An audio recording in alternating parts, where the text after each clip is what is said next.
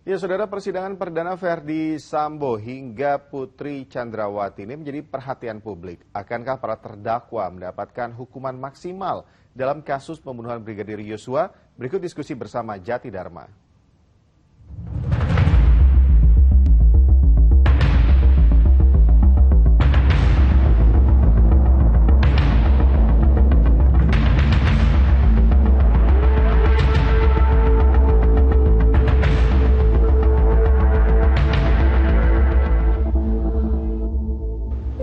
Kasus pembunuhan Brigadir Yosua masih jadi omongan, masih dinanti dan dicari perkembangan beritanya.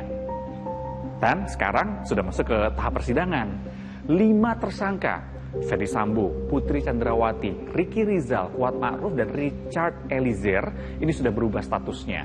Yang tadinya tersangka, sekarang sudah jadi terdakwa. Dan di persidangan perdananya, ada beberapa hal nih yang disorot oleh warga. Misalnya, soal eksepsi Sambo dan Putri yang langsung dibacakan setelah pembacaan dakwaan oleh jaksa penuntut umum. Wah, cepet juga ya. Tapi lazim nggak sih? Yuk, kita diskusi. Minggu ini dan minggu-minggu berikutnya, Pengadilan Negeri Jakarta Selatan bakalan rame, bakalan sibuk. Kenapa? Karena tengah menggelar persidangan kasus pembunuhan Brigadir Yosua. Dan Selasa pagi kemarin, Barada Eliezer menjalani persidangan yang pertama. Eliezer tiba sekitar pukul 8:30 waktu Indonesia Barat. Dan Eliezer dikawal ketat oleh petugas. Gak cuma petugas dari PN Jakarta Selatan dan juga tim jaksa, tapi Eliezer juga dijaga dan dikawal oleh tim dari Lembaga Perlindungan Saksi dan Korban atau LPSK. Kenapa harus ada LPSK?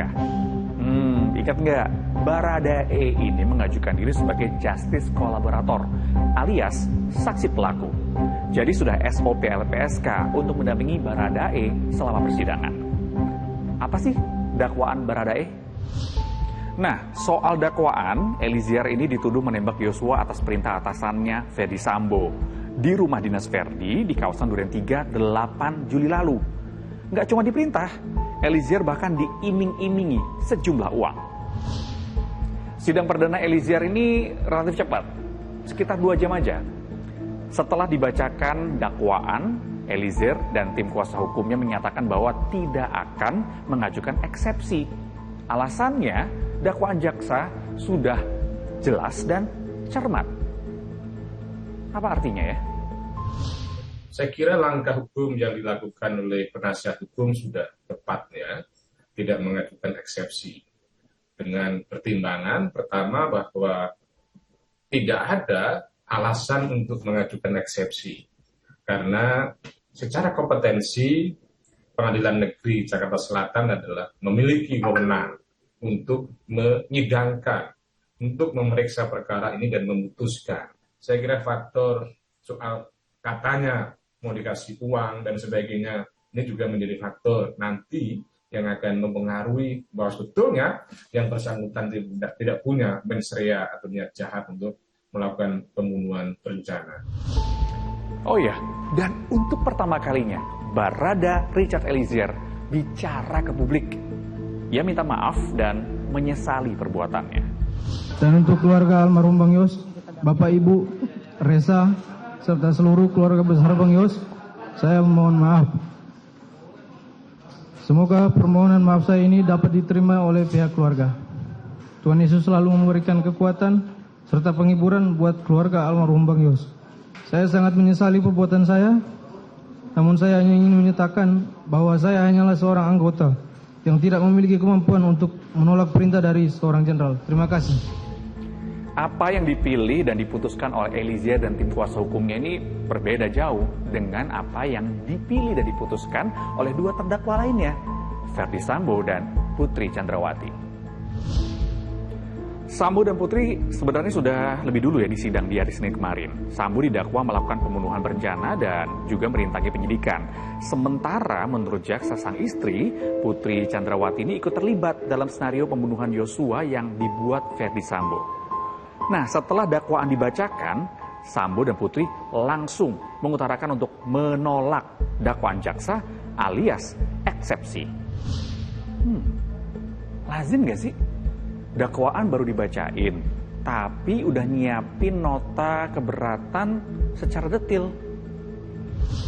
Eksepsi itu adalah hak dari terdakwa atau penasihat hukum, gitu kan. Cuman kalau lihat dari pertama tadi bacaannya, ya, eksepsi itu udah ngawur. Motif jurisprudensi tahun 73, padahal yang berlaku sekarang KUHP sejak 31 Desember 81 itu jurisprudensinya setelah tahun 81, bukan zaman batu. Tapi menurut saya eksepsinya bukan materi eksepsi itu, gitu kan, udah materi substansi, jadi tidak relevan. Tapi itu haknya terdakwa atau penasihat hukum, silakan penasihat hukum menyampaikan. Cuma menurut saya itu bukan materi eksepsi. Tapi gak cuma itu aja yang disorot. Ada lagi nih, soal perbedaan kronologi pembunuhan antara di dakwaan dan di eksepsi. Pertama, soal awal mula kejadian. Versi dakwaan jaksa, peristiwa diawali dengan keributan antara Kuat Ma'ruf dan Yosua. Kemudian Putri memanggil Yosua untuk masuk ke kamar Putri. Nah, di sini tidak disebutkan peristiwa pelecehannya. Tapi setelah tiba di Jakarta, Putri mengaku ke Sambo jika dilecehkan oleh Yosua. Sementara versi eksepsi dijelaskan detail bahwa Yosua melecehkan Putri di kamar Putri. Kuat Ma'ruf dikatakan melihat Yosua keluar dari kamar Putri. Yang kedua, soal perintah menembak Yosua. Versi jaksa, Sambo memerintahkan Baradae menembak. Tapi versi kuasa hukum, Sambo mengklaim memerintahkan untuk menghajar. Nah, pada sisi yang lain juga akan sulit kemudian dikabulkan, atau artinya hanya ngulur-ngulur waktu saja dengan adanya eksepsi, ya, karena itu tadi, karena proses pembuktian untuk dikabulkan eksepsinya kan tidak mudah, tidak ada alasan. Maka daripada sia-sia, akan lebih baik langsung masuk pokok perkara melakukan pembuktian. Ya, benar juga sih. Setiap pihak dalam persidangan ini pasti akan menjalankan tugasnya masing-masing. Misalnya, jaksa. Gimana caranya jaksa ini pasti akan menuntut dan juga mendakwa si pelaku ini untuk mendapatkan ganjaran seberat-beratnya atas perbuatan yang dilakukannya. Sementara untuk kuasa hukum, pasti gimana caranya mati-matian ngebela klien sang pelaku ini untuk ya seenggak-enggaknya mendapatkan hukuman yang paling ringan. Tapi ya, ini persidangan masih awal, masih panjang perjalanannya. Kita lihat aja sama-sama dan kawal sama-sama seperti apa sih jalannya persidangan berikutnya. Diskusi selesai sampai di sini, saya Jati pamit.